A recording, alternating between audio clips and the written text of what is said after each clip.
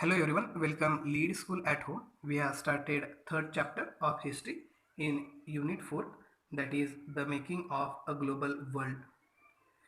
In that chapter we have studied first point the pre-modern world, then we have studied second point the 19th century which was started from 1850 to 1914. Then we have studied third point, that is the interwar economy.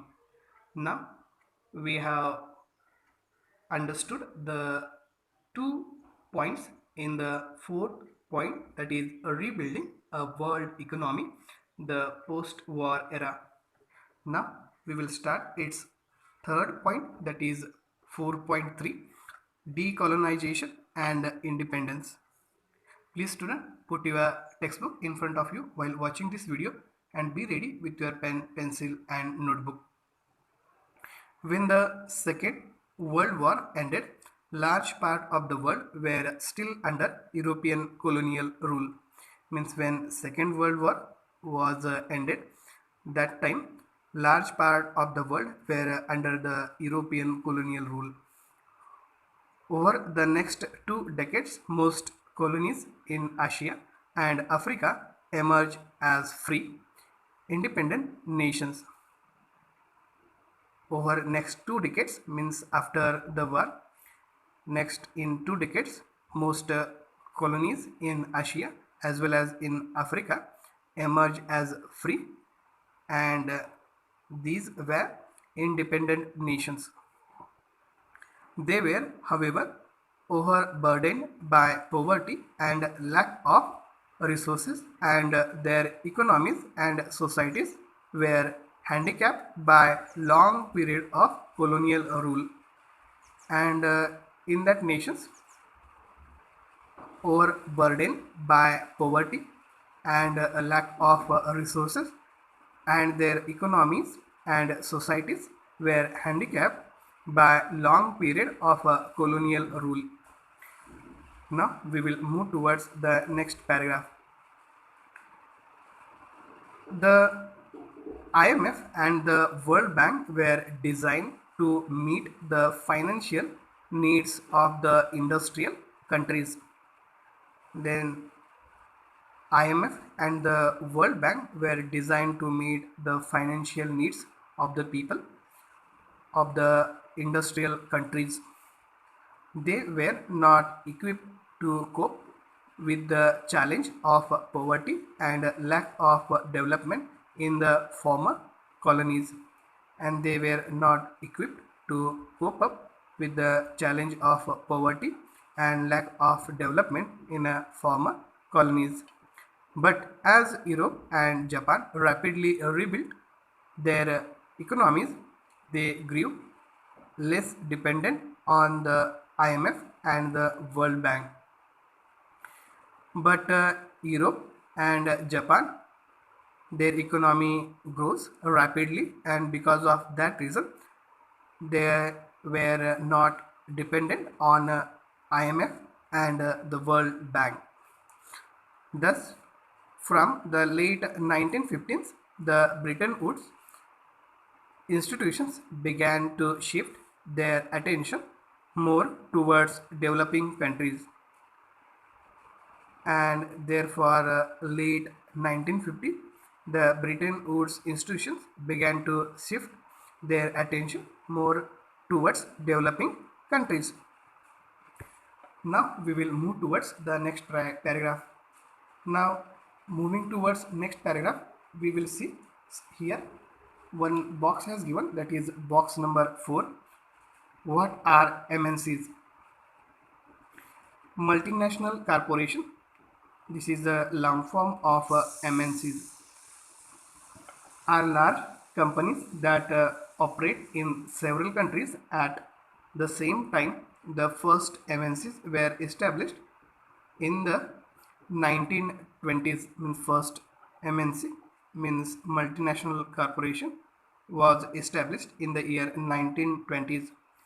Many more came up in the 1950s and 1960s as US businesses expanded worldwide, and Western Europe and Japan also recovered to become powerful industrial economies.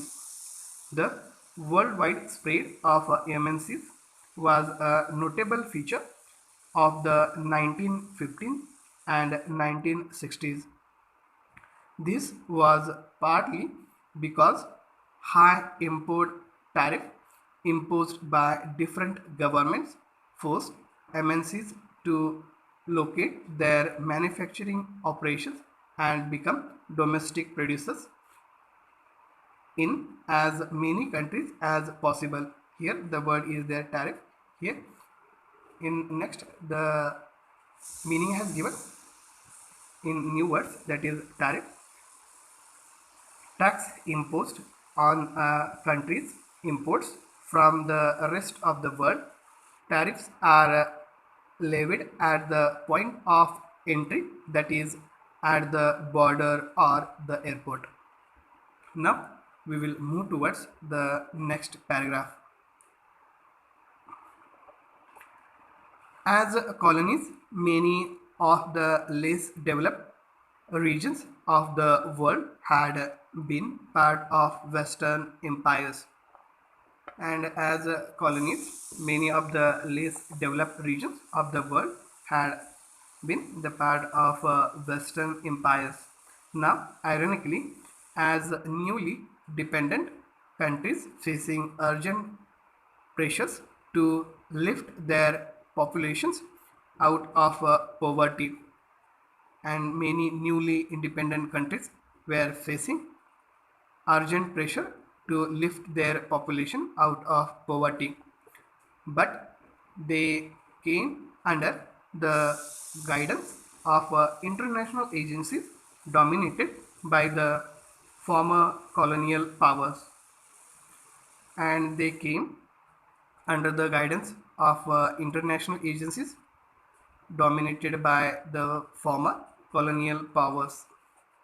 Even after many years of decolonization, the former colonial powers still control vital resources such as minerals and land in many of their former colonies. Means even after years of decolonization, the former colonial powers still control. Now here the word is there. Vital means an important resources such as minerals and land in many of their former colonies. Large cooperations of other powerful countries, for example the US, also often emerge to rescue rights to exploit developing countries' natural resources very cheaply. And large corporation of other powerful countries, for example US, it also often manage to rescue rights to exploit developing countries' natural resources very cheaply. At the same time, most developing countries did not benefit from the fast growth the Western economies experienced in the 1950s and 1960s. And at the same time, those are developing countries did not benefit, means they are not getting the benefit from the fast growth of the Western economies experienced in the year 1950s and 1960s. Therefore, they organized themselves as a group, the Group of 77 or G77, to demand a new international economic order. Now, here the short form is there, NIEO, and the long form of this new international economic order. Therefore, they organized, means those are developing countries, they organize one group, that is a group of 77, that is G77, to demand a new international economic order, that is NIEO.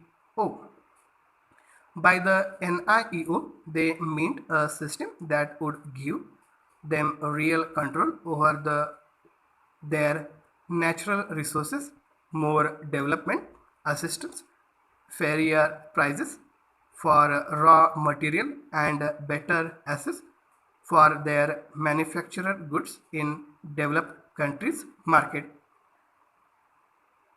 And when they develop means organized one group, that group's demand was that system that give them a real control over the natural resources, their more development assistance, then fairer prices for raw material, and better access for their manufacturing goods in developed countries market. Now we will move towards on the next paragraph.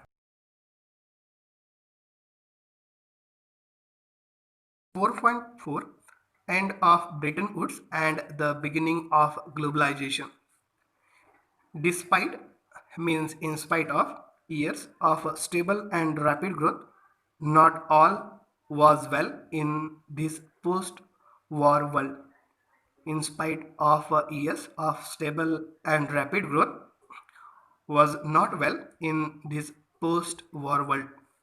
From the 1960s, the rising cost of its overseas involvements weakened the US finances and competitive strength.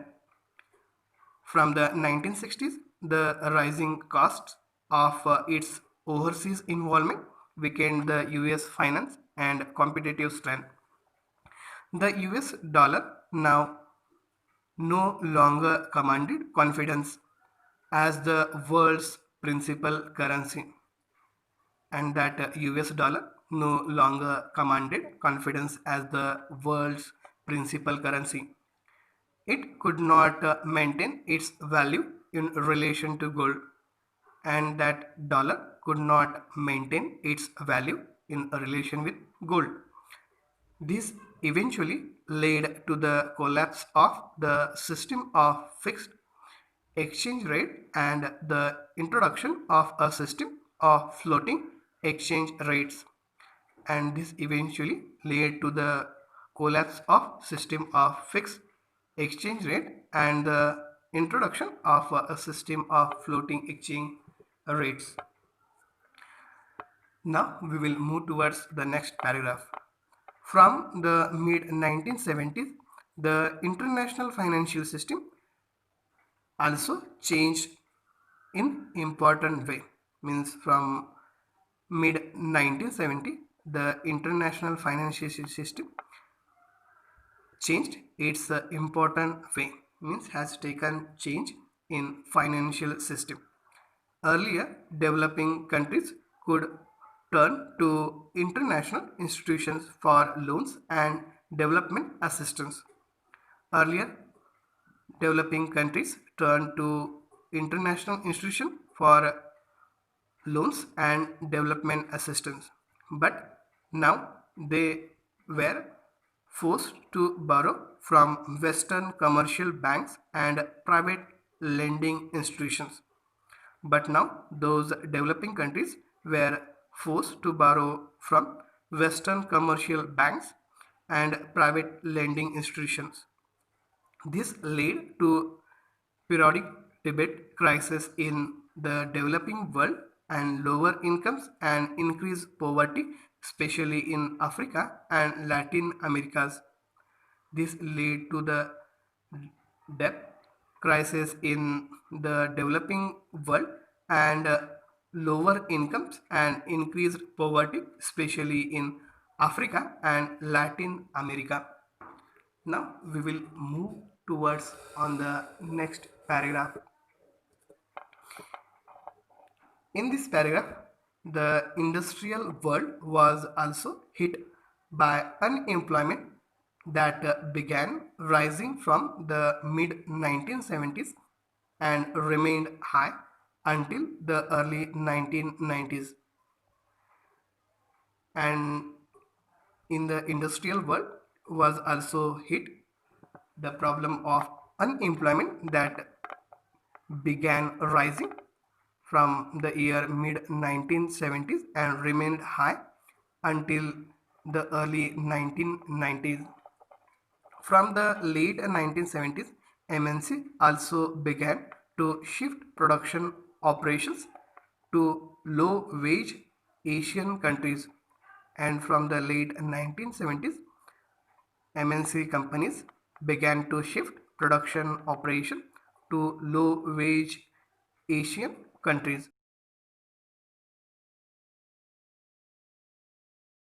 China had been cut off from the post-war world economy since its revolution in 1949. After the revolution in China in the year 1949, it cut off from the post-war world economy.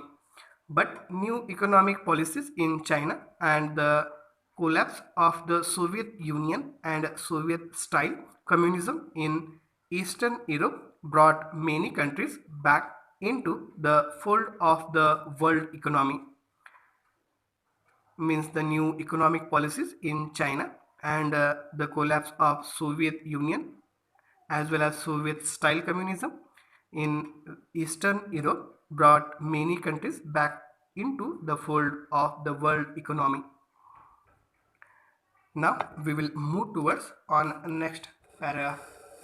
In this paragraph we will see wages were relatively low in countries like China, thus they became attractive destination for investment by foreign MNCs competing to capture world market. Now wages were relatively low in countries like China, thus they became attractive destination for investment by foreign MNC competing to capture world market. Have you noticed that most of the TVs, mobile phones and toys we see in the shop seem to be made in China? Now, when you have noticed in the market most of the TV, then most of the mobile phones and toys were made in China. This is because of the low cost structure of the Chinese economy, most importantly its low wages. And that answer is because of the low cost structure of the Chinese economy and mostly its low wages. Now we will see the last paragraph of this chapter.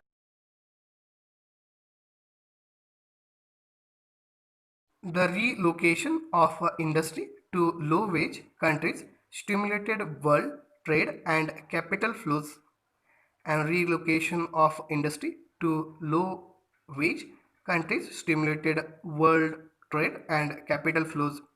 In the last 2 decades, the world's economic geography has been transformed as countries such as India, China, and Brazil have undergone rapid economic transformation. In the last 2 decades, the world's economic geography has been transformed as countries such as India, China, and Brazil have undergone rapid economic transformation. Now here see the new words exchange rate. Now meaning of exchange rate means they link national currencies for a purpose of international trade. There are broadly two kinds of exchange rate. First one is fixed exchange rate and second one is floating exchange rate. Now we will see fixed exchange rates. When exchange rates are fixed and governments intervene to prevent movements in them. Flexible or floating exchange rate. These rates fluctuate depending on demand and supply of currencies in foreign exchange market, in principle without interface by governments. Now the lesson has completed. If you have any doubt, please ask your doubt, and please student complete this question answer. This is a question answer for you as a homework. Thank you.